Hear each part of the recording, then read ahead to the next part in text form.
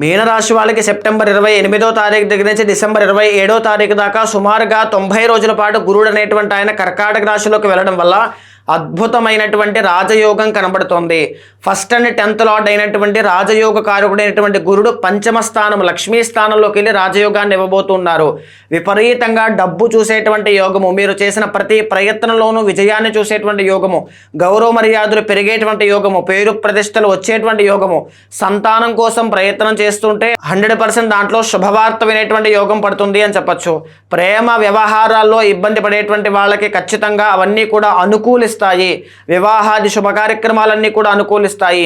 నూతన ఉద్యోగ ప్రయత్నాలన్నీ కూడా సఫలీకృతమవుతాయి.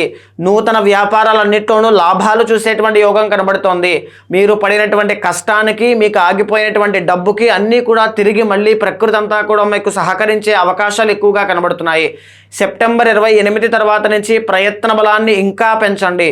బాగా కష్టపడండి. రాజయోగం పట్టబోతోంది. మీ పర్సనల్ చార్ట్లో గురుబలం ఉందో లేదో చూసుకోండి. ఒకవేళ అక్కడ గురుబలం లేకపోతే గురువారం నాడు కేజింపావు శనగలు దానంగా ఇవ్వడం కానీ, శివుడికి ఏకాదశ రుద్రాభిషేకం చేయించడం కానీ, గురు చరిత్ర పారాయణ చేయడం కానీ, ఏదైనా సరే మీ శక్తి బట్టి, కోరిక బట్టి ఆ పరిహారం అనేటువంటిది గురుడికి జపాలు, పారాయణ, అర్చన, అభిషేకము, హోమపూర్వకంగా శాంతులు చేయించండి. ఖచ్చితంగా అద్భుతమైన రాజయోగాన్ని చూడబోతున్నారు.